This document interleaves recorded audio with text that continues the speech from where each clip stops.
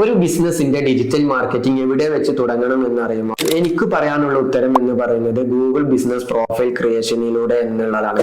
ഇത് എല്ലാ ബിസിനസ്സുകളും ചെയ്യുന്ന ഒരു കാര്യമാണ്. എന്നാൽ കൂടിയും പല ബിസിനസ്സുകളും ചെയ്യാൻ വിടുന്ന ഒരു കാര്യം ഇത് നല്ല രീതിയിൽ ഒപ്റ്റിമൈസ് ചെയ്യുന്നില്ല എന്നുള്ളതാണ്. പല ഫേമസ് ആയിട്ടുള്ള ബിസിനസ് പ്രൊഫൈലും ചെക്ക് ചെയ്യാനുണ്ടെങ്കിൽ അവരെ ഫോൺ നമ്പർ അഡ്രസ് ഒക്കെ ഉണ്ടാവും. പക്ഷെ ആ ഒരു ബിസിനസ് പ്രൊഫൈൽ നല്ല രീതിയിൽ ഒപ്റ്റിമൈസ് ചെയ്യാൻ പല ബിസിനസ്സുകളും മറന്നു പോകുന്നുണ്ട് എന്നുള്ളതാണ് സത്യാവസ്ഥ.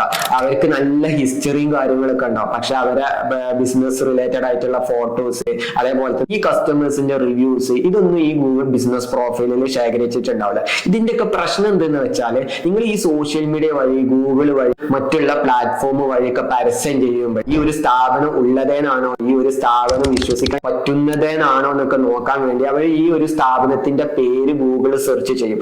അപ്പൊ ഈ ഗൂഗിൾ സെർച്ച് ചെയ്യുമ്പോൾ ആദ്യം കാണുന്നത് നമ്മളെ ഈ ഒരു ഗൂഗിൾ ബിസിനസ് പ്രൊഫൈൽ ആയിരിക്കും.